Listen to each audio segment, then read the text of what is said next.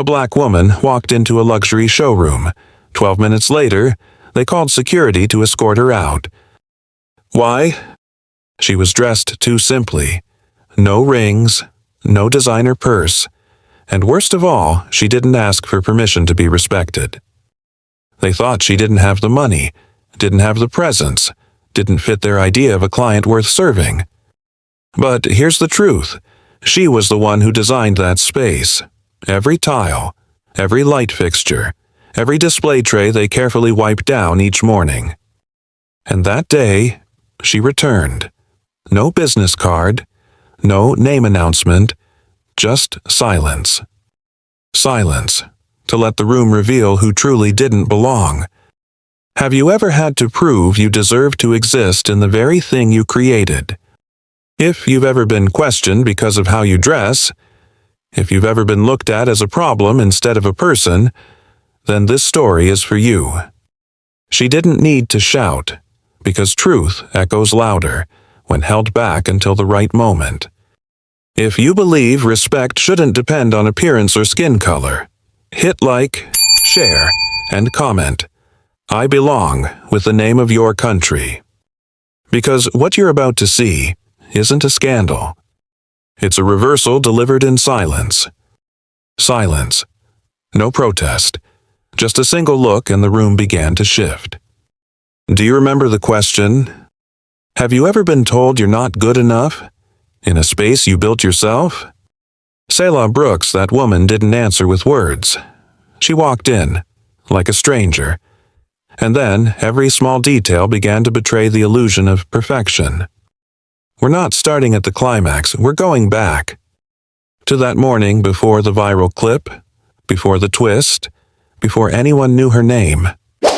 Maison Eldora opened at 8:00 a.m. sharp as always, down to the second. The soft swish of a broom glided across pristine white marble. High-end crystal lighting flickered on in choreographed clusters, like a light ballet performed solely for diamonds. The showroom, nestled in Brighton's most luxurious shopping district, was a place where every corner had a camera and every smile had been trained. At precisely 8:03 a.m., the front door opened again this time. No chime. No one noticed, no one needed to. Just a black woman in a navy blazer, walking calmly, her long curly hair tied back in a low, neat bun, low-heeled leather shoes, no rings, no designer bag, no jewelry except for a tarnished silver bracelet on her left wrist. She walked in without asking, without hurrying, without trying to look pleasing. And it was that calm, that complete lack of performance that sent a subtle ripple through the room. A shift so slight it bent the air by a fraction of a degree. She didn't head straight for the center like most new customers. She tilted her head, observing how light hit the glass counter. She paused by the wall display, the Astriel collection, not looking at the stones, but at the ceiling-mounted light clamps. No one asked her anything. Not yet. Until a voice, soft as silk-wrapped steel, floated out from behind the counter. Who is she? Marianne Doyle, showroom manager, stood over 6 meters away, behind glass reflecting the early morning sun. Her white satin blouse was pressed crisp, her heels flawless, her brows arching subtly like her body had just detected a flaw in a room that prided itself on perfection. She doesn't look like our usual clientele, Marianne murmured, not loud enough to be overheard, but sharp enough to command. A new hire near the register flinched and hastily polished a display tray. Her name was Layla Vietnamese Haitian, just finished training last week. She shot a glance at the woman in navy, then looked away, cheeks flushing. Still, no one greeted her. The woman kept walking, silently. Her footsteps made no sound, yet each one seemed to shift the tone of the space not because of light, but because her presence didn't feel like a stranger's. She stopped before a piece in the Étoile Secondary Line Lab glass, clean design, popular with the light luxury crowd. She didn't touch it, just looked, then wrote a note in a small brown leather notebook, real leather, worn at the edges. Marianne's eyes darted to Marcus' showroom security and gave a slight head tilt. No words, but her look said enough. Watch her. Marcus nodded, but the look he gave the woman wasn't suspicious. It was curious, slightly familiar. In a showroom engineered to welcome only the right kind of people, she was the one no one had planned for. And that, alone, was enough to bend the structure, though no one had noticed yet. The silver bracelet looked out of place in the room of polished glass. Not because it was old, not because it was plain, but because it made no attempt to belong. It was thin, once broken, then rejoined, lightly scratched, as if it had scraped through a rusted iron door. No brand, no stones, no resale value. But on her wrist, it felt fused to her body, not flaunted, but worn like breath.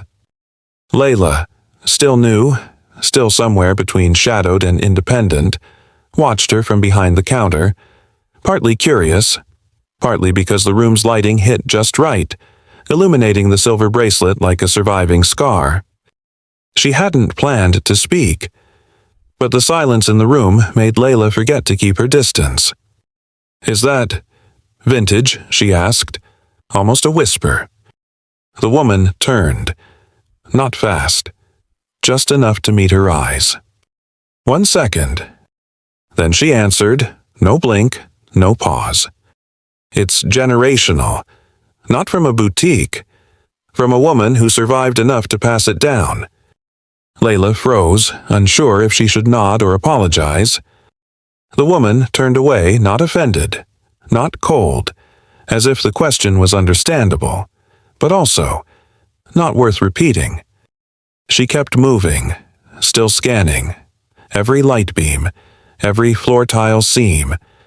Her eyes didn't move like someone shopping, but like someone who already knew where every line was designed to lead. Marianne watched from afar. Her ivory heels clicked gently, steady as a clock, but her heartbeat didn't match. This woman was too at ease. No glance at cameras, no inquiry at the counter, no look at price tags, no interest in promotions. She walked as if the showroom used to be hers. And to Marianne, that alone was a problem. She stepped forward, not hurried, not icy. She smiled the showroom smile, 38 degrees of warmth, sharp as a folding blade. "Hi there," she said sweetly. "Are you here for an appointment? Or just browsing today?" The woman turned, stood tall. Her chin didn't rise, but it didn't lower either. "No appointment," she replied evenly, "just passing through, wanted to see what stayed and what changed." Marianne blinked. What stayed, what changed? Those words weren't in the customer service script.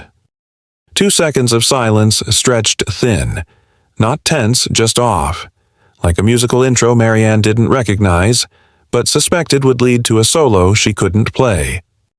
"Well," she recovered, smile polished, Maison Aldora's proud to be ever-evolving. "Let us know if you need anything."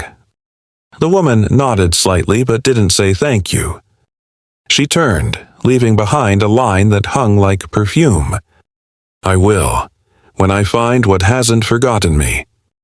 Marianne stood frozen, smile intact, hands poised. But inside, a tiny needle had just pierced through. The Éclat du Nord display sat near the west-facing window where sunlight hit strongest at 8:45 a.m. That's why Sella stopped there, not for the necklace, for the light. She tilted her head, eyes narrowed not against glare, but like someone who'd learned to read light the way others read music, every shift, every fracture, every misplaced shadow. She didn't bow, just lifted her left hand, traced the air, and said softly, "That spotlight's 2 degrees off. It's throwing shadow on the secondary clasp. You'll lose clarity on any blue-stoned pieces." The words floated like she was talking to herself. But she wasn't. Marianne Doyle stood only a few steps away, and she heard, clearly enough, to straighten her spine. "Oh, thank you," Marianne replied, cautious. "We'll, notify the visual team. They usually calibrate first thing Mondays." Sela didn't turn. She glanced down. A synthetic sapphire sat misaligned in the case, barely off, but enough to irritate someone who once arranged everything in this room with surgical intent. She wrote another line in her brown leather notebook. No one saw the content.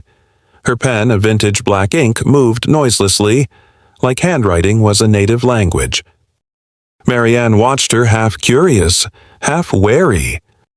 This wasn't standard customer behavior, nor was it corporate protocol. So, who was she? Marcus, the longtime security guard, stood at camera 04. He had felt it since the beginning. This woman didn't just walk like she knew the room. She looked like she was measuring it, against memory. His eyes briefly met Marianne's.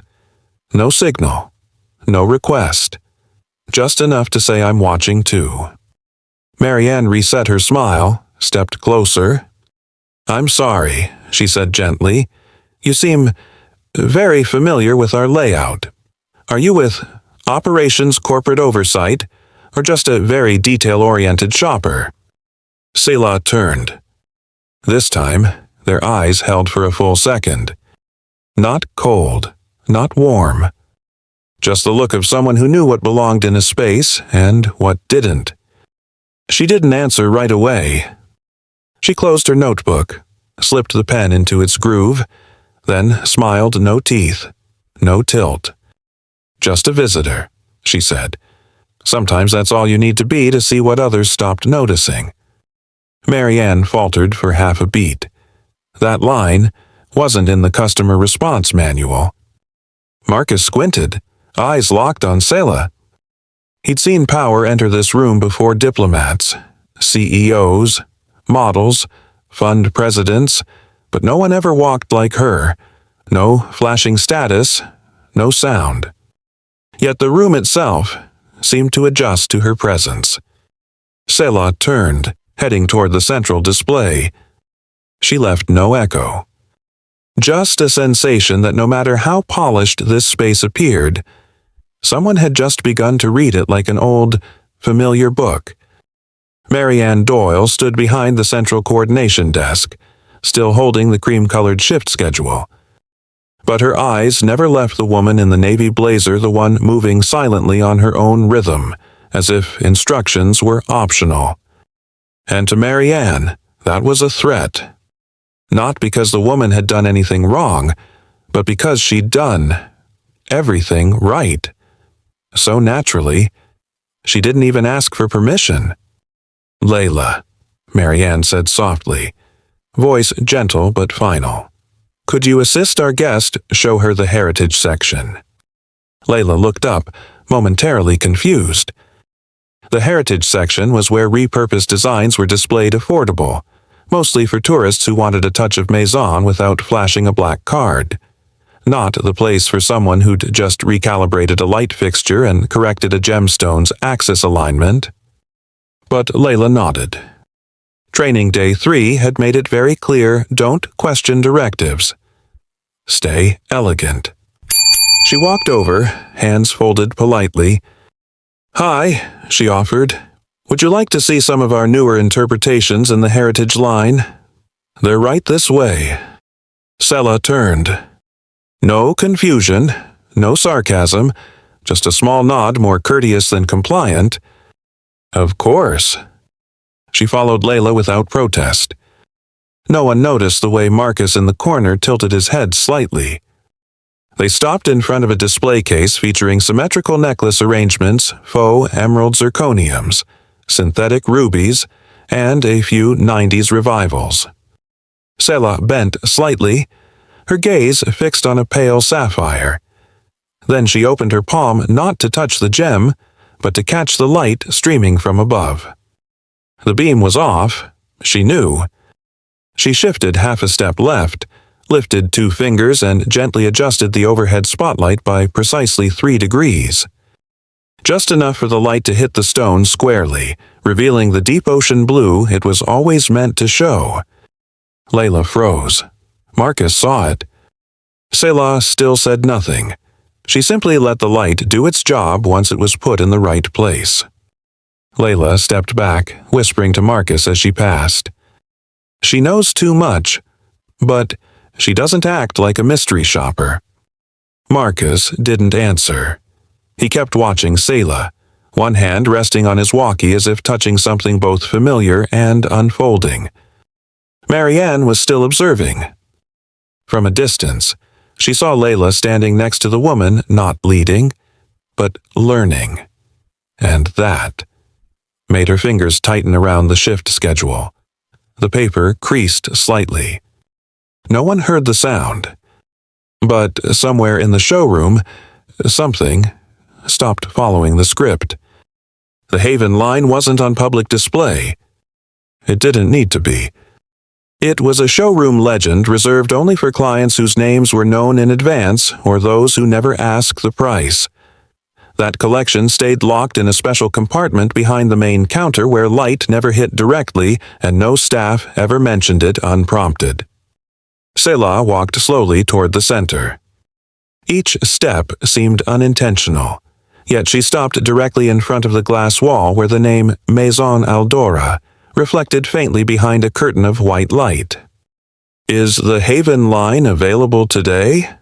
Her voice was calm, just loud enough for Marianne, 3 steps away, to hear clearly. Marianne turned. Her lips pressed gently together before curving into her showroom smile, but her eyes blinked just once enough for Layla nearby to feel the tension in the air shift. "Oh, that collection isn't on display, I'm afraid," Marianne said. "It's reserved for VIP clients." Selah nodded very slowly. Her chin neither lifted nor dipped. "And how do you decide?" she asked. "Who qualifies as a VIP?" Marianne paused for a beat.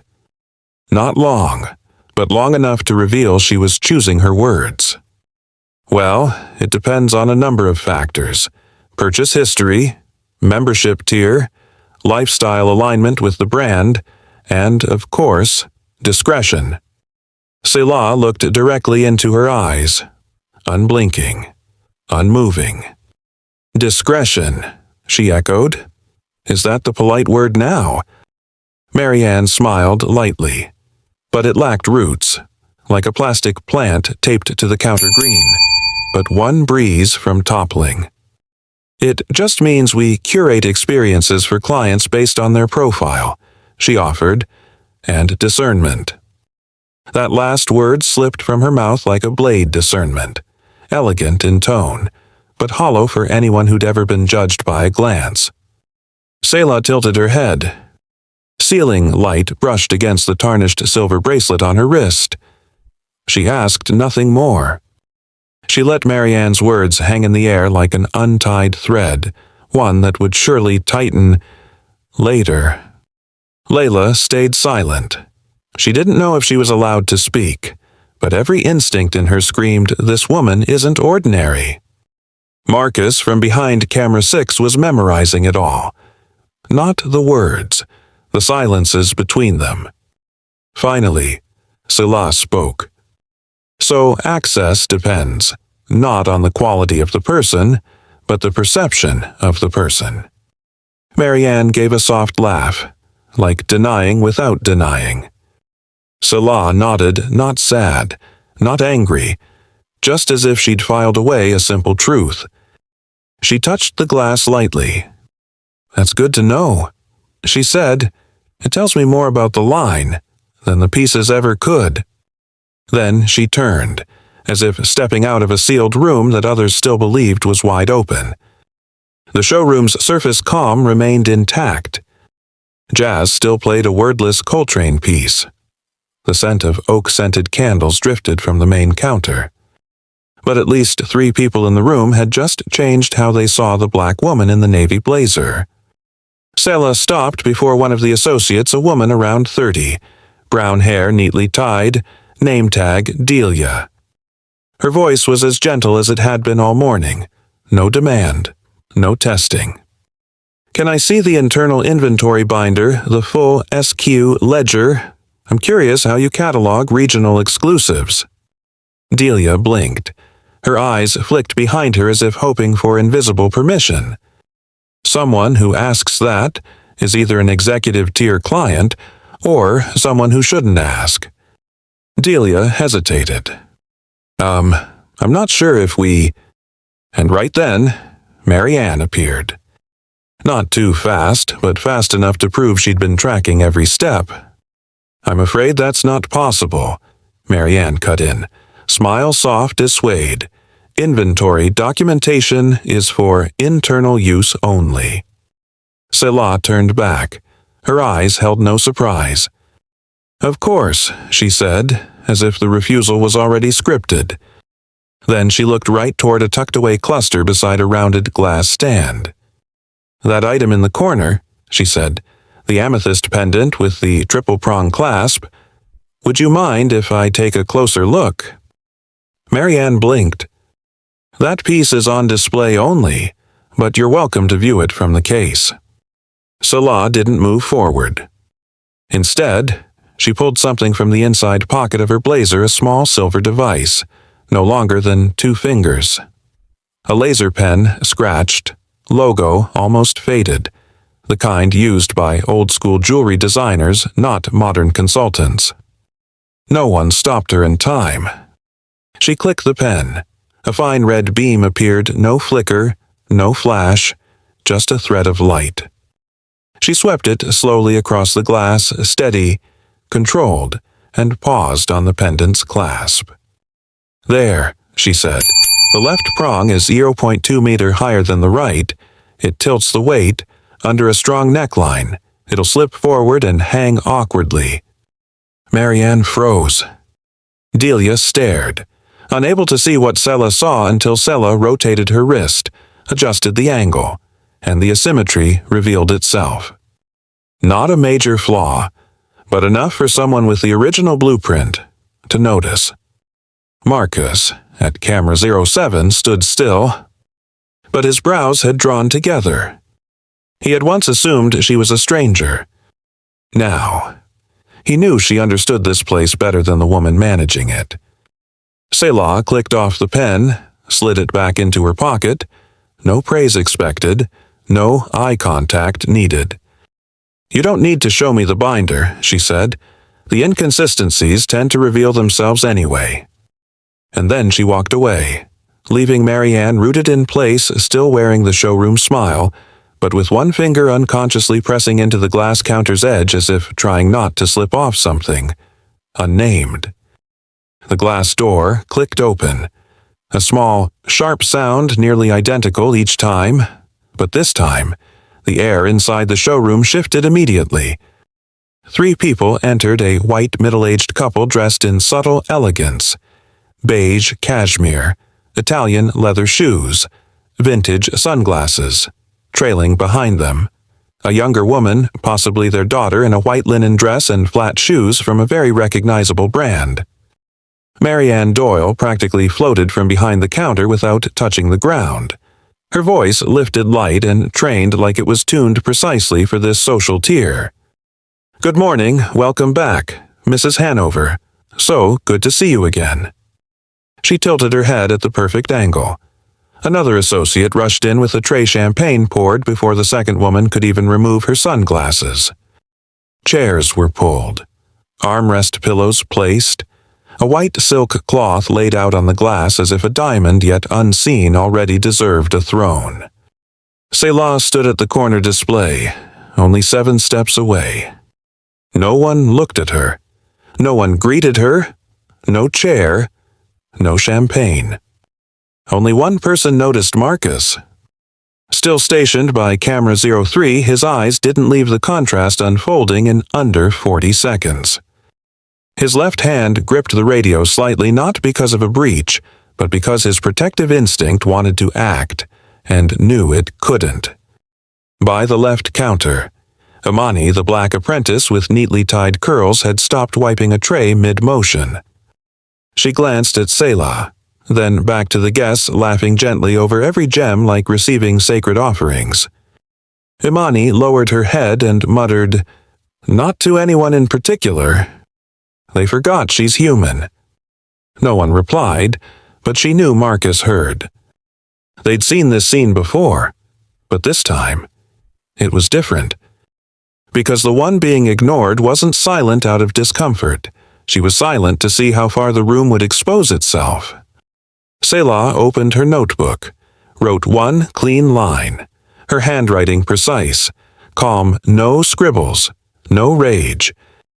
Welcomed verses, permitted. She closed it gently, didn't look at anyone, didn't show disappointment. What was happening was too familiar to be shocking, and too exhausting to be angry about. Meanwhile, Marianne was leaning over a glass table, repeating her polished story about sapphire harvesting in Sri Lanka, her 43rd time telling it, but still able to make Mrs. Hanover smile like it was fresh. She never turned around, never glanced at Selah, didn't need to. Because in her curated frame of service, Selah simply didn't exist. Marcus lifted his radio again, didn't speak, but observant eyes would see he switched from Channel 1 to Channel 2, the one reserved for unusual scenario observation. Not because Selah was suspicious, but because the room itself had become suspicious for not recognizing who truly mattered. Selah remained where she was, separated by just one pane of glass from the white guests being served like every object had its own ceremony. She didn't look at them, but they began looking at her. The younger woman, blonde, white dress, champagne in hand, tilted her head. She saw Selah adjusting her angle to inspect a misaligned topaz row. Maybe it was the lack of a name tag. Maybe it was her proximity to expensive pieces. Maybe it was her gaze, not the want-to-own gaze, but the I once sketched this gaze. She spoke, casually, like asking a private stylist. "Are you with design? You don't look like a shopper." The question wasn't malicious, but it wasn't innocent either. It assumed that someone like Selah, unbranded, unserved, must work here, and not in a way that carried power. There was a ripple, and that's when Marianne inserted herself.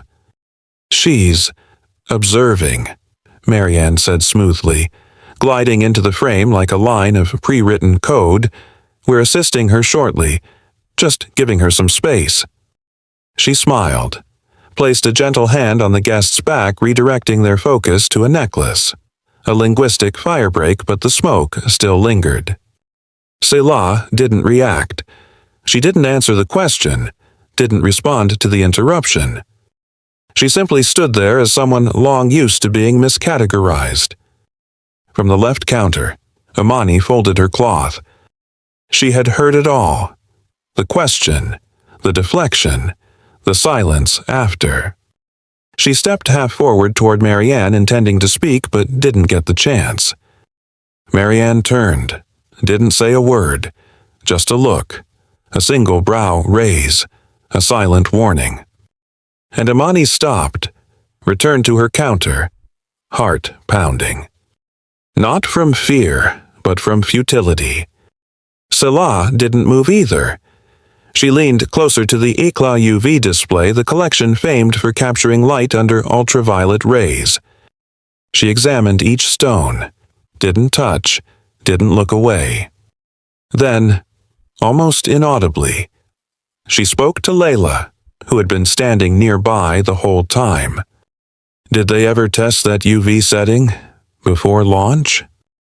The words floated like a breeze, but Layla froze. She knew the answer, and she knew the woman asking it should never have been sent to the heritage section. Back at Cameras 07, Marcus furrowed his brow deeper. She wasn't a guest, wasn't staff, wasn't press, but she knew this showroom deeper than Marianne. And Marianne, still smiling, still talking about ethically sourced Namibian diamonds. But she knew. Selah wasn't just observing. She was reading, remembering, and preparing.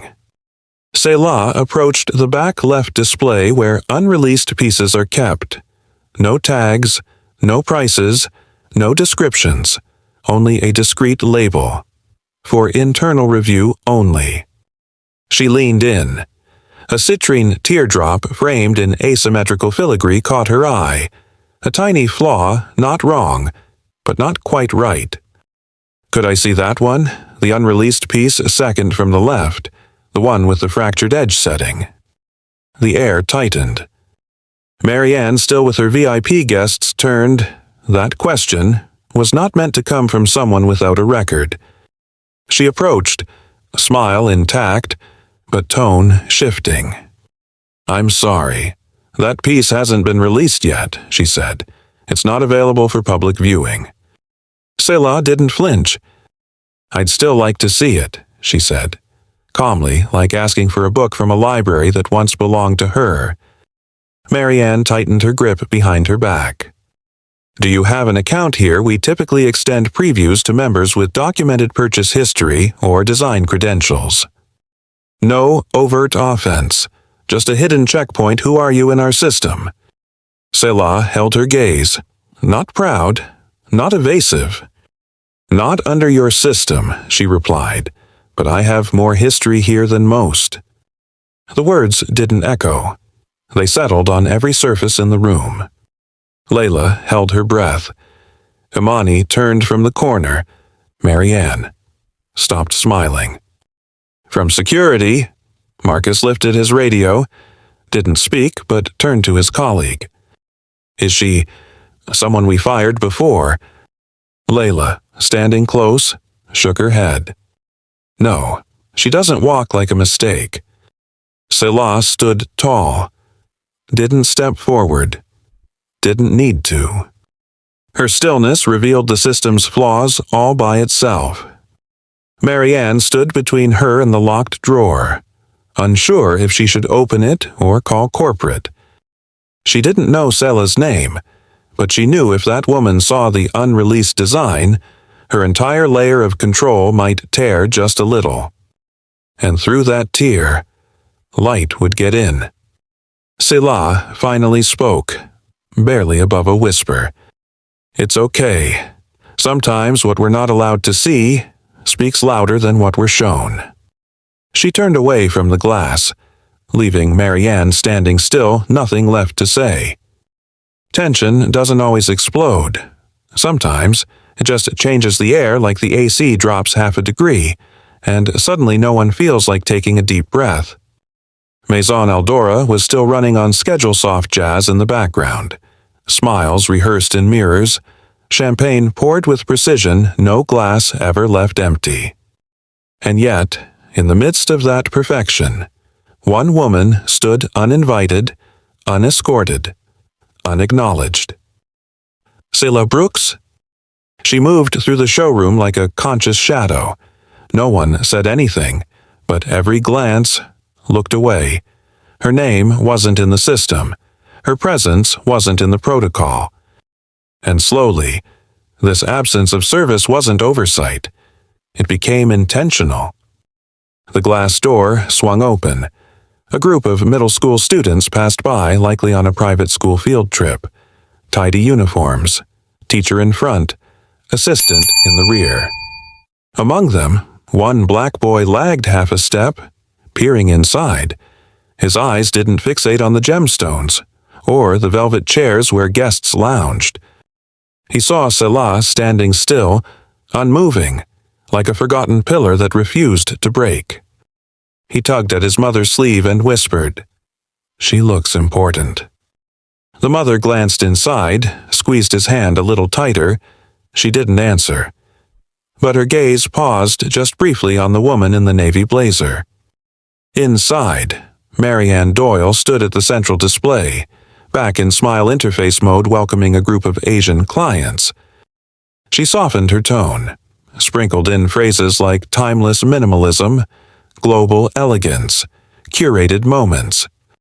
And almost reflexively, she angled her body just enough not to see Salah anymore. No approach, no courtesy, no introduction. Imani behind the checkout counter had been watching all morning. She saw Sela at 4 different corners, saw Marianne avoid, saw Layla freeze 3 times, saw Marcus switch the radio channel. Now she couldn't hold it in. Beneath the counter, she discreetly pulled out her phone. Her fingers typed slowly into the search bar. Maison Aldora, co-founder, Black woman, design consultant 2005, who built Maison Aldora flagship store. Old articles appeared, faded headlines, blurry scans. But one photo stood out, the silhouette of a black woman in a navy blazer, silver bracelet on her left wrist, standing amidst blueprints during the showroom's construction phase. Imani's eyes widened. Her heartbeat slowed for a beat. Salah was still there, not waiting, not hoping, just witnessing. This wasn't a system error. It was the system encountering someone for whom it had no predefined place. And when it can't label you, it chooses to ignore you. Imani zoomed in on the grainy photo. Faded newspaper quality, but visible, a black woman. Mid-construction showroom.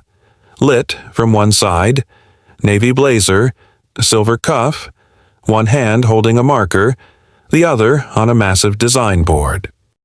Headline lighting visionary behind Aldora's original concept. Author unknown. Date 18 years ago. Name and caption. Clipped off by the fold. Only one line remained. Co-led the lighting system that defined Aldora's signature spatial rhythm. Imani looked up. Salah now stood in the showroom's west quadrant where lighting was programmed to shift tones with the hour, where she herself had manually corrected a 3-degree misalignment that morning. At the same time, Layla stood just a few feet away. She stared at Salah, head tilted slightly as if trying to recall a face from a forgotten dream. Salah looked back, calm, not pushing anyone away, not asking to be let in. Layla swallowed hard, then asked, "Are you in consulting?" Salah shook her head gently. No words. Freelance oversight, Layla tried again.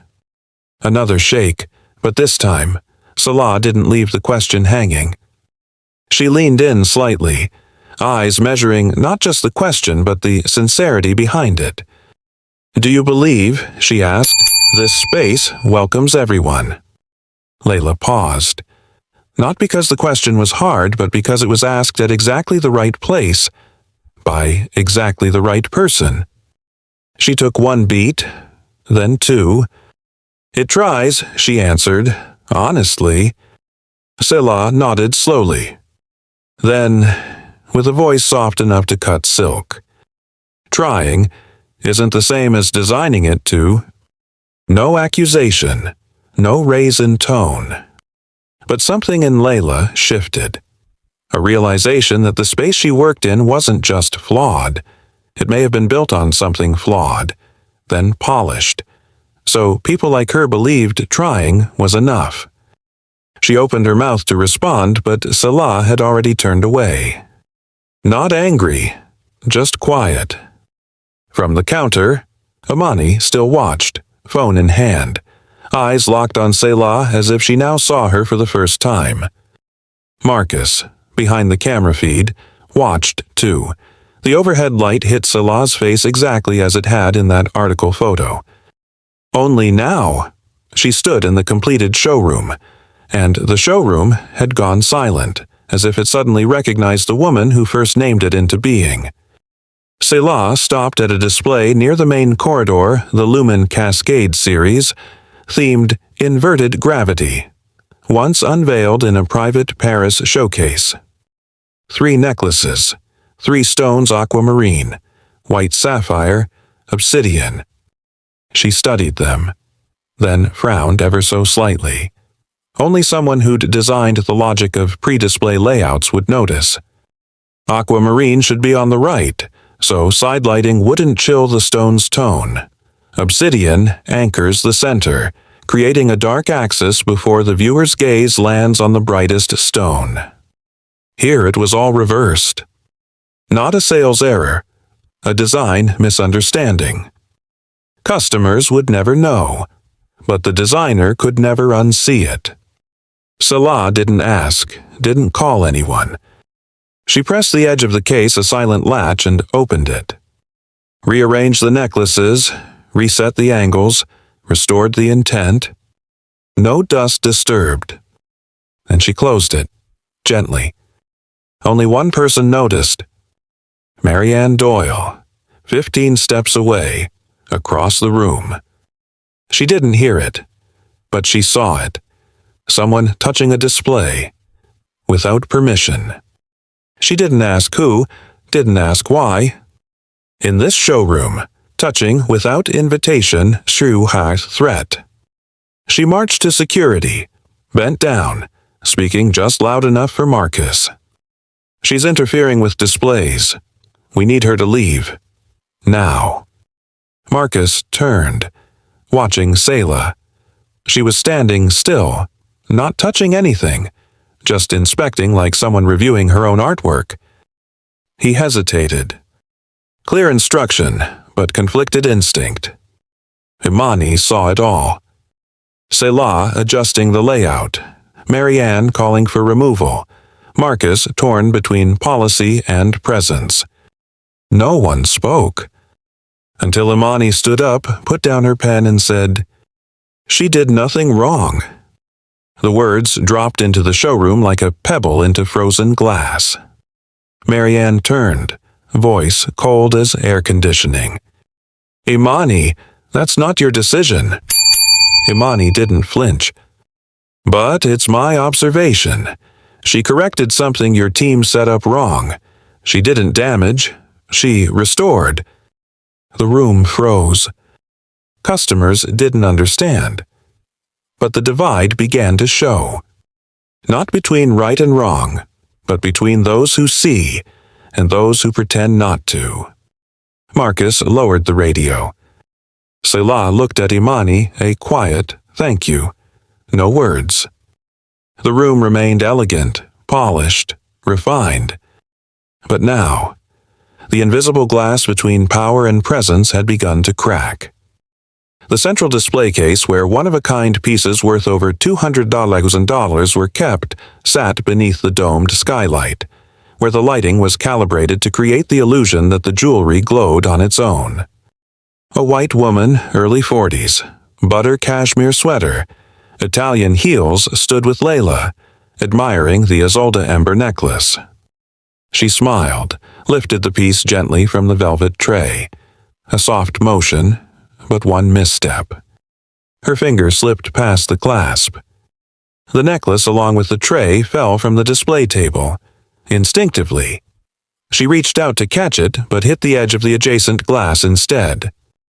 The crack came first, then the sound not loud but sharp. One corner of the glass splintered into a web. The gemstone rolled, lodging between the cracks. The entire showroom froze.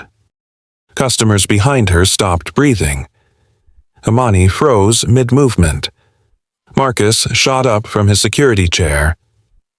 Layla whispered, "Oh my God." And Marianne, just 3 steps away, responded like a script had been waiting in her mouth. She was near it. The words snapped out like a whip, her finger pointing directly at Selah. No one checked the cameras. No one reviewed the positioning. No one asked who held the necklace, who was being assisted. All they saw was Selah standing about 6 feet away, observing from behind a smaller display. She didn't move, didn't speak. She just watched. The woman who dropped the tray stood stunned, hand still near her chest as if she was holding back an unfinished excuse. She said nothing, no apology, no correction, just stepped back and let the arrow fly the way it was aimed. Marianne turned to Marcus, tone firm. Please escort her out. She tampered with the displays earlier, and now this. We can't risk further damage. She didn't yell, but it was loud enough for nearby customers to hear. A few looked at Sela. A few looked away. No one spoke. Imani glanced at Layla. Their eyes locked. No words needed. They both knew who dropped the tray and who was being blamed. Layla opened her mouth, then closed it. Her eyes moved between the shattered glass. Salah, and Marianne the manager doing what managers do: protect the brand, protect the merchandise, and protect the easiest exit by targeting the quietest presence. Salah didn't respond, didn't argue, didn't explain. She simply looked at the cracked glass, as if reading the message it now displayed. Sometimes, truth doesn't need to be spoken. It just needs a break for everything to show. The air hadn't yet recovered from the sound of breaking. Some customers whispered. Others pretended not to notice. No one recorded. No one spoke up. Except one person, and it wasn't the one expected to stay silent. Marianne Doyle stood tall, her face flawless, her voice firm, not emotional, just procedural. Marcus, she said, escort her out. She's interfered with multiple displays. Now this. She didn't say Salah's name, didn't repeat the incident, just issued a deletion command removing someone incompatible with the showroom structure. Marcus was less than 5 steps away. His hand hovered near his belt where his security badge and radio sat. He looked at Marianne, then Selah, then around into Layla's stare, Imani's silence. And for the first time since joining Maison Eldora, he said, "No." Not loud, not raised, but clear and steady. The room stretched like water pulled tight by sudden wind. Each customer took notice not because someone shouted, but because someone didn't follow the script. Marianne spun around, her showroom smile now gone. "Excuse me," Marcus repeated firmer now, each word deliberate. "I said no." Selah stood still, her arms relaxed. Not defensive, not afraid. She simply existed. Imani stepped out from behind the counter, leaving her polishing cloth, back straight, fists clenched. She wasn't senior, had no title, but in that moment, she became a wall between bias and its target. "She didn't do this," Imani said, eyes locked on Marianne. "I saw it." The guest dropped the tray. Miss Selah. She paused. She never touched it. Marianne looked at both of them. Imani. Marcus. 2 people, same skin color, standing for the one being cast out. And in her eyes that was betrayal. "You're choosing her over your job?" Marianne asked, voice no longer polished. Marcus didn't look at Selah, didn't look at Imani. He looked straight at Marianne and said, "No, I'm choosing what's right, over what's rehearsed." Imani nodded. Layla's fingers pressed gently on the display glass. A breeze slipped through the revolving door, making the showroom's glow shimmer, but also making the fractures more visible. Selah breathed slowly, said nothing. But now, she was no longer standing alone. And Marianne, for the first time, had nothing left to say. Selah stood, surrounded by pristine white light, shattered glass still unrepaired, and air thick with unspoken breath. No one said a word. No one told her to leave. No one apologized. But she knew. It was time. She turned, unhurried, unbowed. Her left hand brushed against the edge of the recalibrated glass silver bracelet still around her wrist, silent like a memory that never asked to exist. Selah walked toward the main exit. The showroom continued on, like a machine not yet aware its foundation had shifted. Layla didn't move. Marcus watched. Imani stood back straight, tracking each step like a sacred motion. Just before reaching the revolving door, Selah paused. She took out a small folded note, plain white paper. No logo, no heading. She placed it on the central coordination desk next to the faux pearl tray Marianne realigned every morning like a ritual. No one asked, no one stopped her. She stepped through the revolving door. The motion light flicked on, but this time it didn't shine on anyone's face. The door closed behind her. No slam, no echo. Just a stillness like a layer had been peeled from the frame of a painting. Marianne rushed to the desk. She grabbed the paper, started to unfold, but her eyes, trained to scan numbers, names, and brands, froze at the absence of all that. No title, no logo, no sender. She crumpled it before reading the line inside. Dropped it into the waste bin the way the showroom handled anything that didn't match its script. Imani stood 3 steps away. She saw it all. And when Marianne left to adjust the central display, Imani reached down quietly. Unfolded the note. Handwritten slim, neat, unstyled. Not all departures are exits. Some are measurements. She said nothing. Folded the paper, slipped it into her pocket. Then walked to the security desk where Marcus stared at the monitor. She tapped his shoulder, pointed to camera 04, the feed that showed Selah adjusting the display, standing in silence, and walking out.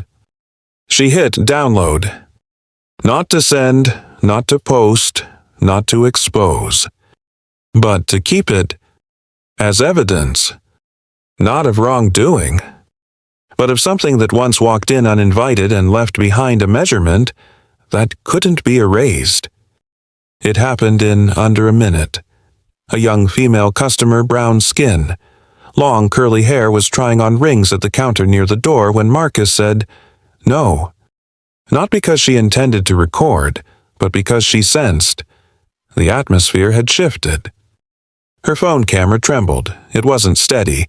The angle was off, but the audio chillingly clear.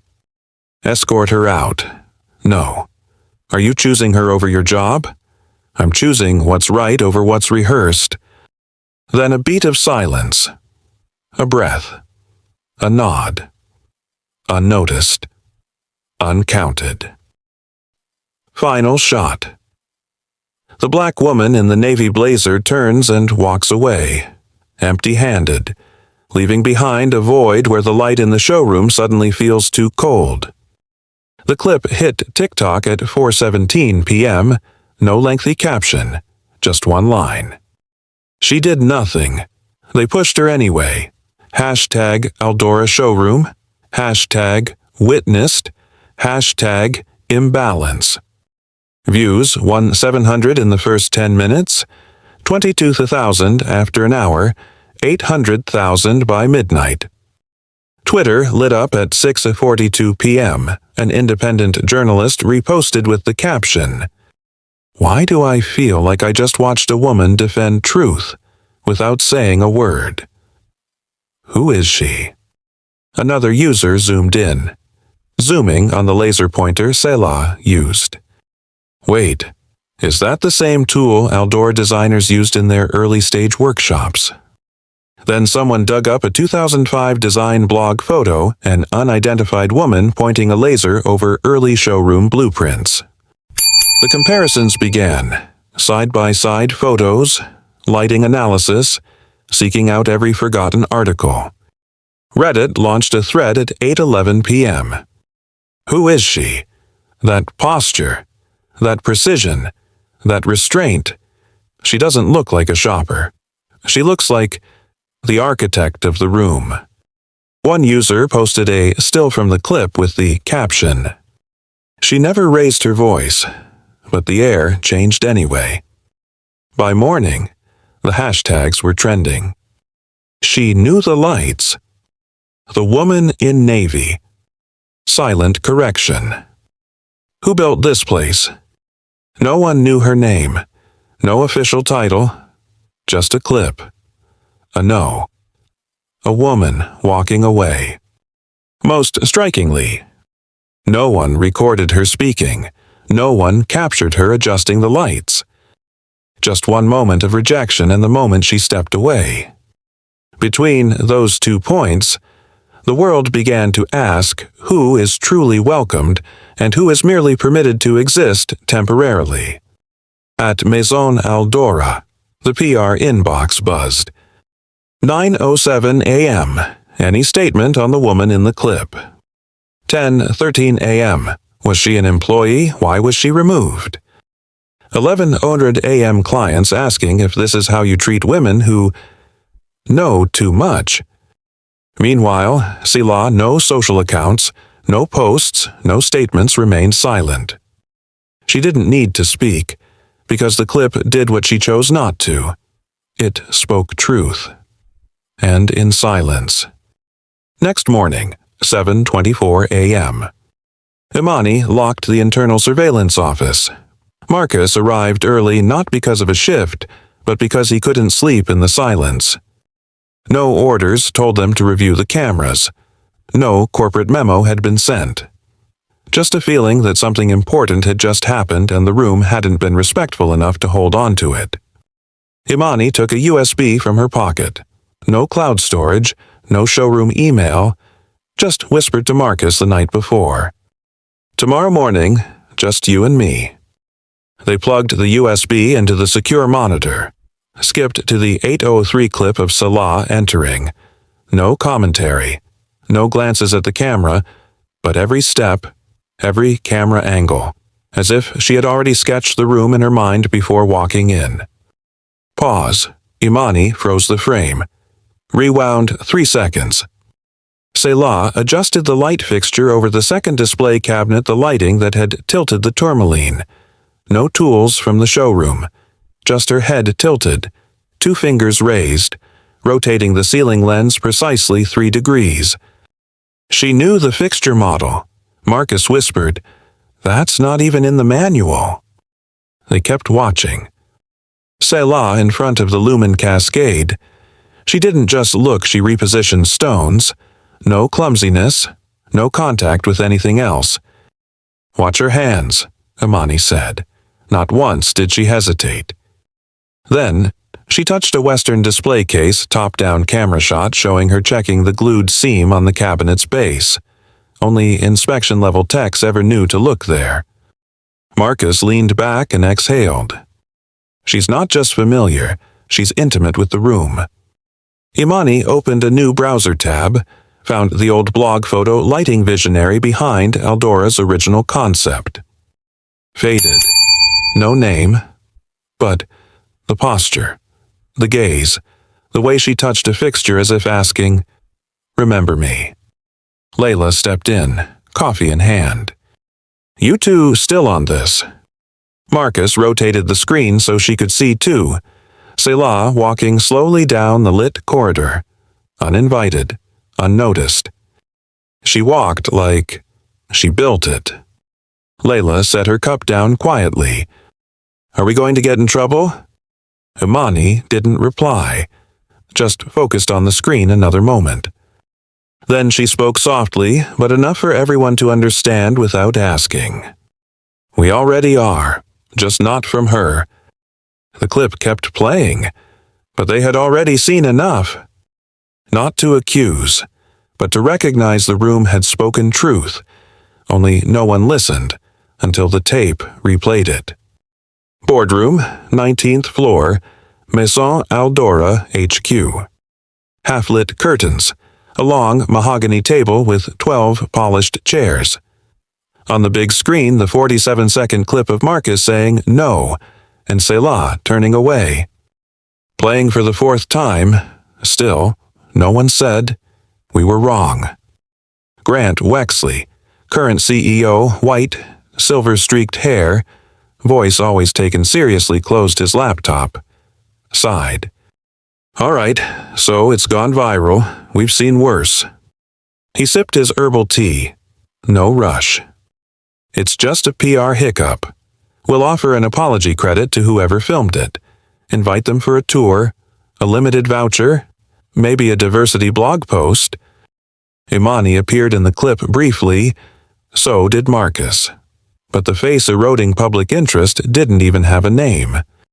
One person in the room had yet to agree, and she did not lean back in her chair. Ms. Joyner, Northeast Regional Operations Director. The only black executive in leadership pressed her hand on the table, softly but firmly. If that was who I think it was, we're not ready for what's coming. The room paused, not because of volume, but because of weight. Grant gave a small, practiced smile, not mocking, just the reflex of someone used to dismissing unnecessary worry. She doesn't even exist in our current records. He slid an iPad to Joyner, listing staff, advisors, trainers, no Sella, no Brooks, no photo, no employee ID, no trace. So even if she was someone once, she's not now. We can't build a crisis strategy on ghosts. Joyner didn't argue. No table slams, no PowerPoint. She gazed at the window. The city glimmered under dawn light. Eldora showrooms dotted the skyline, each shaped by someone who once touched them. Exactly, she said softly. That's why it's dangerous. Grant squinted. I'm sorry. Joyner turned back. Steady eyes. You erased her. And now, you don't know how to explain why the room still recognizes her? Silence. An assistant typing PR response emails, Maison Eldora affirms inclusive values amid social media speculation. Joyner didn't protest further. She sat down, but in her eyes the meeting was long over. Outside, the LED display for their new collection played on. A voiceover woman intoned. Where light meets legacy, Maison Eldora. Yet now, for those who saw the clip, that phrase rings unfinished. Monday morning, 9:01 a.m., Maison Eldora showroom, Brighton Avenue branch, temporarily closed to customers. No reason is logged. Only this internal notice, internal alignment session. Attendance required. In a space built for champagne and smooth jazz, you now hear the scratch of pens, the rustle of sweat-soaked papers, and uneven heartbeats. Everyone is here: Layla, Imani, Marcus, Delia, even the first-week intern. Marianne Doyle sits at the head of the table, her navy blazer pressed, but dark circles under her eyes from sleepless nights. On the wall-mounted screen, CEO Grant Wexley from headquarters, framed by a blank white background with no logo. Thank you all for joining. Grant begins. We're conducting a confidential review. Senior executive participation will be present in person. Marianne swallows hard. She isn't sure who's coming, only a senior representative will attend in person. The automatic rear door slides open. No one dares to turn, but they all feel it. Low-heeled leather shoes, quiet steps, but heavy, like history walking right back into the room. Celia Brooks enters. No business card, no invitation, no escort. Just her, the woman they asked to leave days ago from the place she helped shape. Marianne rises. Her face drains, caught between anger and panic. You, what are you? Her words die as another voice speaks from the screen. Miss Brooks, Grant says calmly.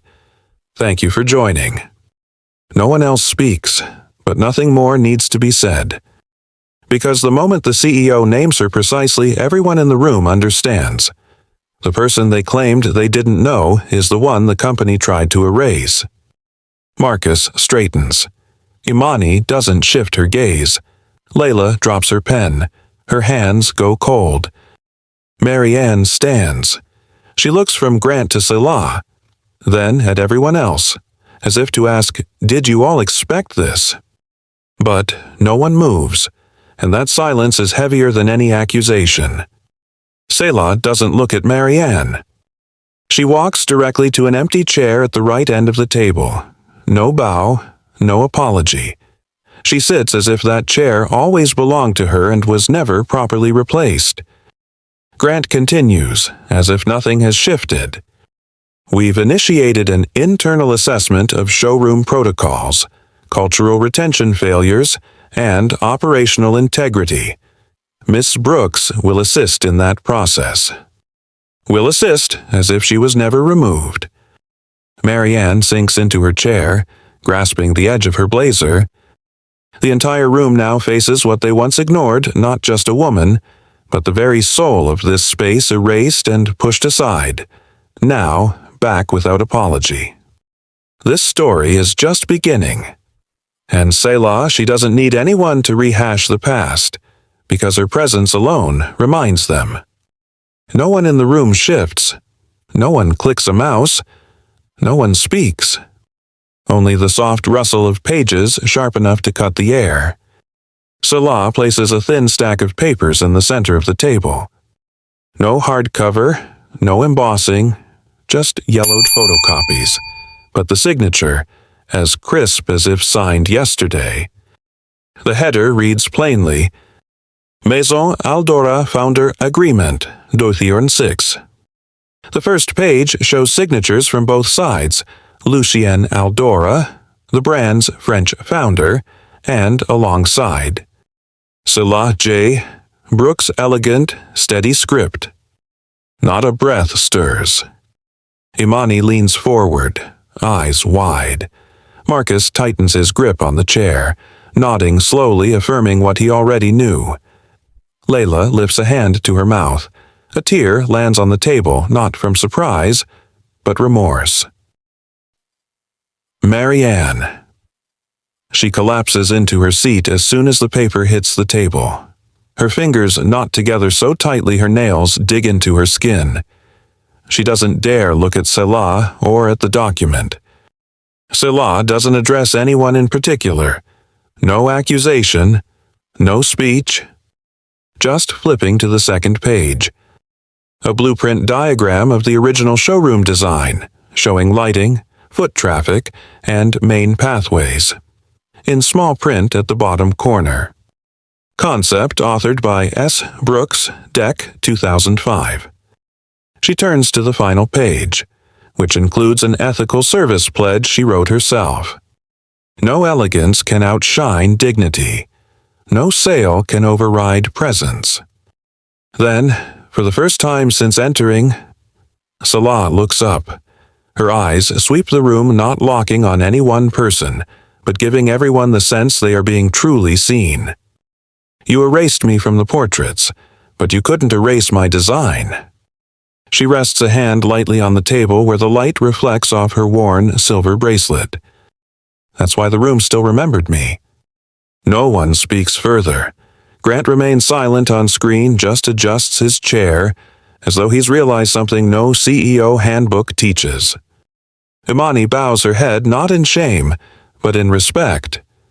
Layla wipes her tears quietly. Marcus exhales, and it sounds like relief. Selah closes the folder. No one asks to keep it. No one needs a copy. They all understand this is not just a dossier, it's evidence. The room remains locked in silence, as if held by a paused note in a melody unfinished. The founder agreement, 2006, sits on the table, untouched, undenied, because there's nothing left to deny. Selah doesn't stand. She doesn't march to the center. She doesn't slam the papers or pound her fist. She simply sits upright, her hands loosely interlaced as if everything so far was an audition. And now comes the score. I'm not here to punish, she says, in her calm, steady voice. I'm here to restore alignment. No responses. She doesn't wait. Marcus Cole, she says, turning toward him. You said no when it mattered. You didn't escalate it. You didn't hesitate. You chose principle over protocol. Marcus says nothing, but his hands on his lap clench just a bit. Effective immediately. You will serve as regional head of security with full authority over training and on-floor conduct across all East Coast showrooms. A few quiet exhalations ripple through the group. Not jealousy or shock, but the recognition that this is right. Salah looks at Imani next. You stood up when silence was easier. You saw the truth before the system could define it. Imani looks up, reddened eyes without tears. She nods softly, accepting something unexpected but not unwelcome. You will lead our new national program presence with grace, client experience, unconscious bias, not just training, redefinition. Salah takes a breath. Then, finally, she turns to Marianne. She doesn't speak immediately. She lets Marianne see herself first before hearing her own words. You had the chance to pause, Salah says, but you accelerated. You had the choice to listen, but you narrated. Marianne bows her head. Her shoulders collapse, not shielded anymore by a crisp blazer, but by the weight of the too bright room that exposed every quiet misstep. Your absence, Salah concludes, will speak louder than your apology. No applause, no rebuttals, only silence like a period dropped at the exact moment breath was held. Salah stands for the first time, nothing in her hands. She leaves a slender folder on the table, gray cover, white pages, sketched pencil lines. This, she says, is the next design. For your relaunch, if you choose to carry forward what matters. At the bottom page reads The Return. Page 1 shows a necklace illustration. The central stone is held low, hidden in shadow, and the caption reads, Stone will not reflect unless lighting is correctly aligned, meaning truth remains invisible until you choose to see it. Salah leaves the room. She doesn't look back. The door closes. No applause, no sobbing. Just a void, where everyone believed they understood the brand, but are now just beginning to see who really built it. A month passed. Maison Aldora, Brighton Avenue. Showroom still opened at 9 a.m. sharp every day, as if nothing had happened, but everyone knew the room was no longer the same. No signs were posted, no new slogans introduced.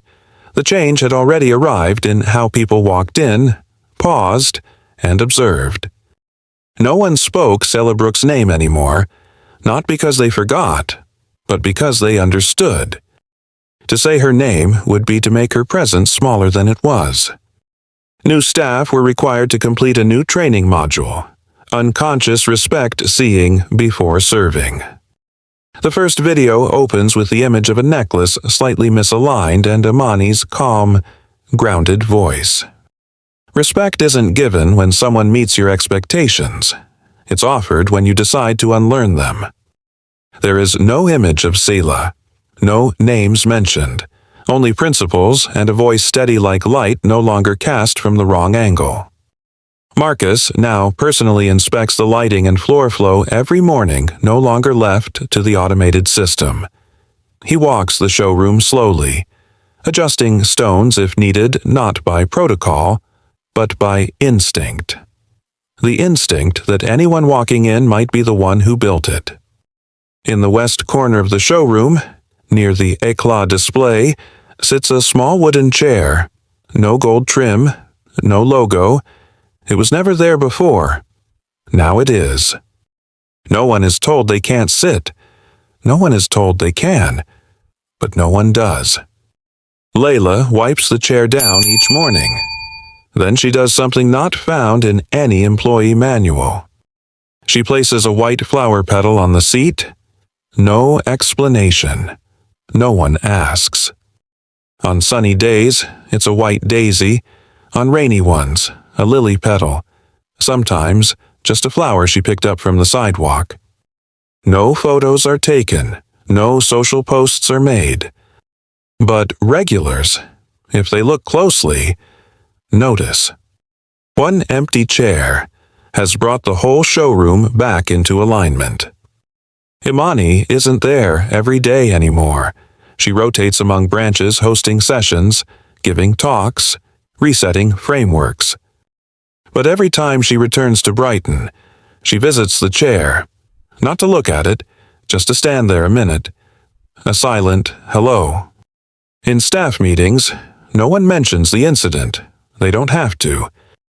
Because the way they greet guests now, the way they pause when someone's eyes carry weight, and the way they adjust the angle of a single stone, already shows that woman doesn't need to return because she never truly left. A light Tuesday rain passed like someone had dusted off the sky. At 10:26 a.m., the glass doors of Maison Eldora opened again. The chime sounded softly familiar enough that no one looked up. But this time, someone walked in differently. An older black woman, upright but unhurried, in a caramel-colored coat and a smoke-gray scarf, stepped into the showroom as if each floor tile whispered a greeting. No one recognized her. No one called a name. But something about her paused the room. Layla, standing by the Haven line, was the first to lift her head. For a beat, her heart skipped.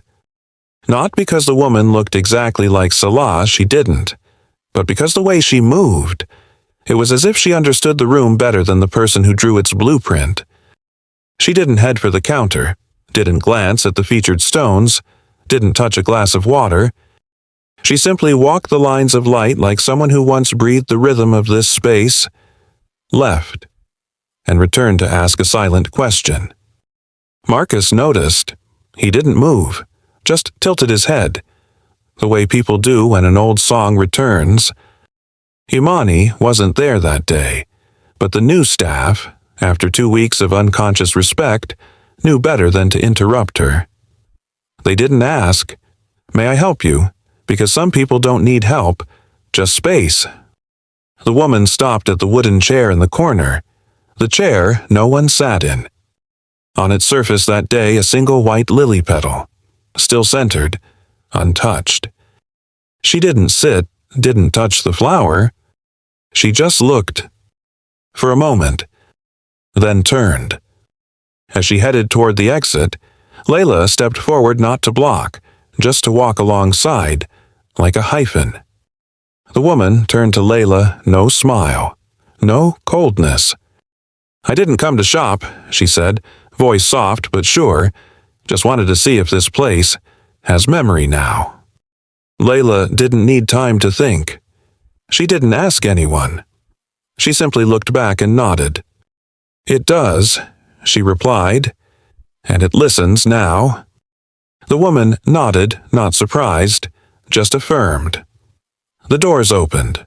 A breeze slipped through. She stepped out, leaving the air behind, holding a message that hadn't quite left.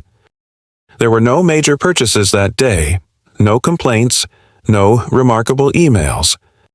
But at closing time, as Layla passed the wooden chair, the white lily petal was still there, still centered. She didn't replace it the next day, didn't need to, because someone had come to test the memory of the room. And the room had remembered. A Tuesday morning. Clear skies. Thin air. Maison Eldora showroom opened like any other day. Almost everything looked the same, but it wasn't. Marcus, now regional head of security, arrived earlier than usual. He said nothing as he walked into the dusty archive room behind the manager's office. On the third shelf from the bottom, buried in a stack of marked non-essential folders, he found the photo. No frame, no caption. Just a black and white print, edges scuffed, corners yellowed. But the light in the photo, angling down from above, stopped precisely on the face of a black woman, eyes tilted downward at a design draft, pencil in hand, an old silver bracelet on her wrist. He didn't need to ask anyone. The next day, the photo was mounted behind the reception desk. No plaque, no name. Just a spotlight angled at 28 degrees exact to hit the brightest point in the image. A pair of eyes, quietly building this space from silence. No one objected.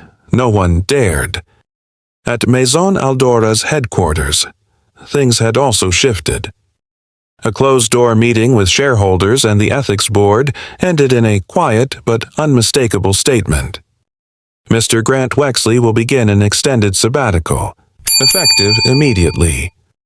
Polite language, framed as executive wellness. But everyone knew. When a CEO can't recognize the hands that laid the foundation, he no longer stands on solid ground. Interim leadership was passed to Joyner, the black woman who once got cut off mid-sentence in that very boardroom. The only one who had ever said, "She doesn't exist in your system. That's why it's dangerous." Now, she didn't speak much. She simply reopened the files buried at the bottom, names missing from campaigns, blurred ink never lacking in value. Back at the Brighton Avenue showroom, a new inscription appeared on the wall, low, small, and uncapitalized. Not a slogan, not a banner, not in any ad. Only those who crouched to tie their shoes, or bent low to tend to a child, might stumble upon it. Elegance doesn't whisper, it watches. A simple sentence. But everyone there knew what it meant. Not all silence is fear. Some silence is measuring if you deserve to be seen.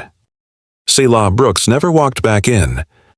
No emails, no reunion post, no new collaboration announcement. But Layla still wiped the chair every morning. Marcus still adjusted lights by hand. Amani still taught not to mention her name, but to act as if she were still standing there. No one spoke loudly. No one explained. But since that day, no one walked into the showroom the same way again. She never walked back in, but everyone now walks differently because she once did. If this story touched your heart, make sure to like, share, and subscribe. Every click helps us bring more powerful stories of empathy, justice, and silent strength to life. Your support is what fuels this journey. Let's keep standing together and rising higher, one story at a time. Stay safe and inspired.